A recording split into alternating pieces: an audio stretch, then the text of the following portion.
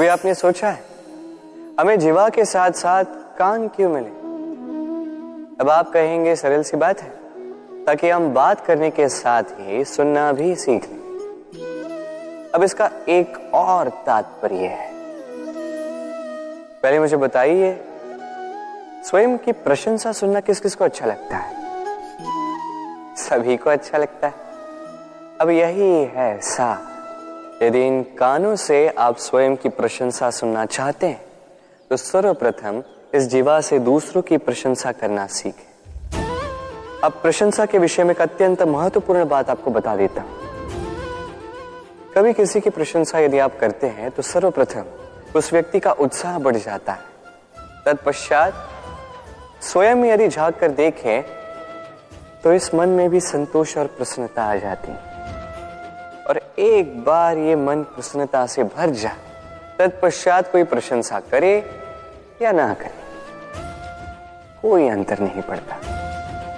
इसलिए सदैव दूसरों का मान करें, आदर करें, उनकी प्रशंसा करें, प्रसन्नता बांटें। जिनमें जो भी अच्छाइयां हैं उन्हें बताएं, उन्हें स्मरण करवाएं कि वो भी अच्छे हैं। उनका उत्साह बढ़ाएं, वो जीवन में आगे बढ़ेंगे और ये जीवन आपको कभी पीछे नहीं रहने देगा। क्या आपने कभी दर्पण देखा है? क्या हम में से ऐसा कौन है जिसने दर्पण नहीं देखा? सभी ने दर्पण देखा है, दर्पण में स्वयं का प्रतिबिंब भी देखा है। किंतु किसने सोचा कि उस दर्पण के पीछे क्या है, उस प्रतिबिंब के पीछे क्या होगा? होता कुछ ऐसा है कि उस कांच के पीछे एक धातु की परत चढ़ाई जाती है, जिस कारण से जब हम देखते हैं तो हमें अपना प्रतिबिंब दिखता है। अर्थात कांच को कुछ इस प्रकार कर दिया गया है कि प्रकाश जिस ओर से जाता है उसी ओर पुनः वापस लौट के आता है। तभी वो दर्पण कहलाता है। यही है जीवन का सत्य भी। यदि हम अपना पूरा ध्यान केवल लक्ष्य की ओर केंद्रित करते हैं, यहां वहां नहीं भटकते हैं, तो न केवल हम अपना लक्ष्य प्राप्त करने में सफल होते हैं, बल्कि हम दूसरों का मार्गदर्शन करने में भी सफल होते हैं। तो क्या आप बनना चाहेंगे ऐसा व्यक्तित्व? चयन आपका है। पाना और खोना दोनों जीवन के अभिन्न अंग हैं। हम कुछ पाते हैं, कुछ खोते भी हैं। कुछ स्वप्न साकार होते हैं, कुछ लक्ष्य अधूरे भी छूट जाते हैं। जीवन में ये होता ही है, हर एक के जीवन में होता है। किंतु जब भी हम किसी से मिलते हैं, हम कौन सी बातें करते हैं? हम उसी की बात करते हैं जो हमने खोया है। स्वयं भी दुखी होते हैं, सामने वाले के मन को भी दुखी कर जाते हैं। इससे कुछ विपरीत करने का प्रयास कीजिए, सकारात्मक बनने का प्रयास कीजिए। ध्यान उसी पर दीजिए, स्मरण केवल उसे ही कीजिए, महत्व उसी को दीजिए जो आपके पास है। जो आपके पास नहीं, उसकी आस में त्रास क्यों सहना? उसी की गिनती कीजिए जो आपके पास आज यहां वर्तमान में है। जैसे मैं कंस मामा की गिनती नहीं करता जिन्होंने मेरा बालपन झंझोड़ा। मैं गिनती करता हूं यशोदा मैया की, मेरे बलराम दाऊ की, मेरी राधे की, जिन्होंने मेरा जीवन संजोया। सोच, ये सोच सच बनकर सामने आती है, ये कठोर सत्य है। क्योंकि सोच ही वो बीज है जो सत्य रूपी पौधे को जन्म देता है, उसे विकसित करता है। अब सोचिए, यदि ये बीज ये अकड़े का हुआ तो ये छाया नहीं, ये केवल कांटे देगा। वही यदि ये बीज बरगद का होगा तो वो एक ऐसे वृक्ष में विकसित होगा जो अनेक वर्षों तक, अनेक पीढ़ियों को छाया देगा, पंछियों को घर देगा। उसी प्रकार ये सोच, यदि ये सोच छोटी सोच हुई तो आपको शंकाएं ही देगी। यदि ये सोच बड़ी हुई तो आपको समाधान देगी। तो सोच समझकर अपनी ये सोच चुनिए। ये सोच आपको शंका भी दे सकती है, समाधान भी दे सकती है। क्या चुनेंगे आप, शंका या समाधान? छोटी सोच या बड़ी सोच? चयन आपका है। जीवन और मृत्यु दोनों जीवन के दो अटल सत्य। जिसने जन्म लिया है उसे मृत्यु प्राप्त होनी है, यही नियति। अब एक बात है, मृत्यु सभी को आती है, जीवन जीना सबको नहीं है।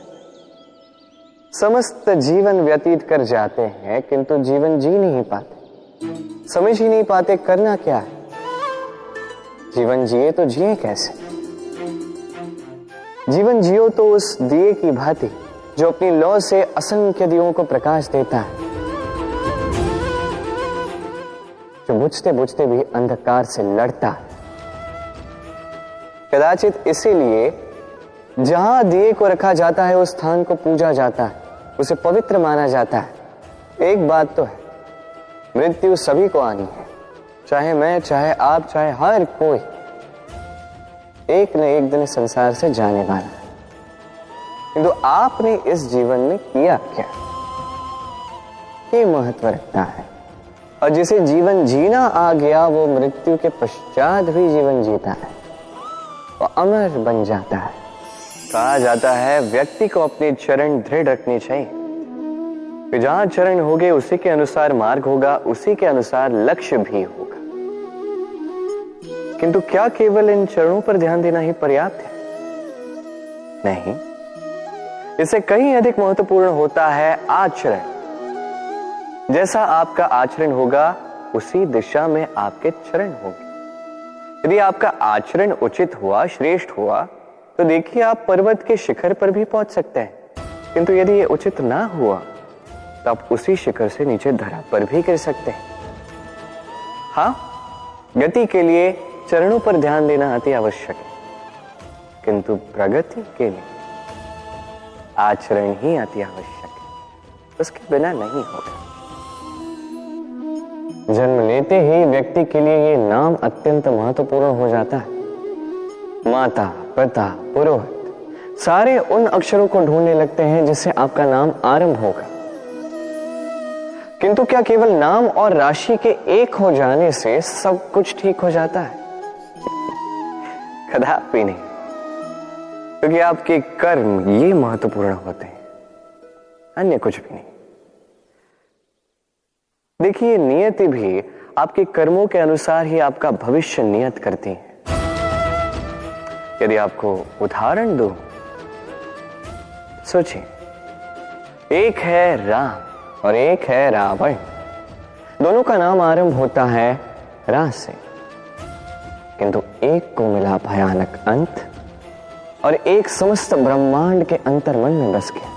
तो स्मरण रखिएगा, ये नाम नहीं, ये कर्म श्रेष्ठ है। यदि आपके कर्म श्रेष्ठ रहे तो आपका नाम कुछ ऐसा बनेगा कि संसार में कोई मिटा नहीं पाएगा। कई बार जब हम कर्म करते हैं, सफलता प्राप्त करते हैं, कठिन परीक्षाओं पर उत्तीर्ण होते हैं, बड़े कार्य करते हैं, हमें लगता है कि संसार से थोड़ी प्रशंसा हमें मिलनी चाहिए, अच्छा लगता है। कई बार हमें लगता है ये हमारे कर्मों का फल भी है, हमें आनंद देता है। किंतु जब हमें ये प्रशंसा नहीं मिलती तब क्या होता है? हम दुखी हो जाते हैं, टूट जाते हैं। ऐसा लगता है किसी को हमारी चिंता ही नहीं है, ऐसा लगता है हमारे आनंद में किसी और को आनंद मिलता ही नहीं है। अनेक विचार आते हैं। किंतु मैं आपसे एक प्रश्न पूछता हूं, अब जो भी कार्य करते हैं, जो भी कर्म करते हैं, क्या केवल प्रशंसा के लिए करते हैं? यदि ऐसा है तो इस विचार को यहीं त्याग दीजिए, क्योंकि ये प्रकृति ये हमें कुछ और सिखाती है।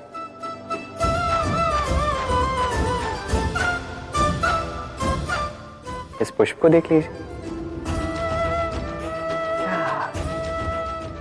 ये सुगंध जो पुष्प देता है, ये जैसे मेरे मन को उल्लासित कर देती है, जैसे मेरे मन में ऊर्जा सी भर देती है ये सुगंध। किंतु विशेष बात तो यह है कि पुष्प को यह कार्य करने के लिए किसी प्रशंसा की आवश्यकता नहीं है। यही है प्रकृति की सीख। जो सच्चा होता है, जो सत्कर्मी होता है, उसे प्रशंसा की आवश्यकता ही नहीं, क्योंकि उसके कर्म ही उसकी सुगंध होते हैं। देखिए, इत्र जो है वो नकली फूलों पर लगाया जाता है, सच्चे फूलों को इसकी आवश्यकता ही नहीं। इसी प्रकार आप भी कर्म करती जाइए एक शुभ भाव के साथ। इस मन को सदैव सदैव शांत रखिए, साफ रखिए। यदि ऐसा करोगे तो आपके कर्म इस प्रकार सुगंधित होंगे कि आपके जीवन में केवल और केवल आनंद ही होगा। तो इसी आनंद के साथ कहिए राधे राधे।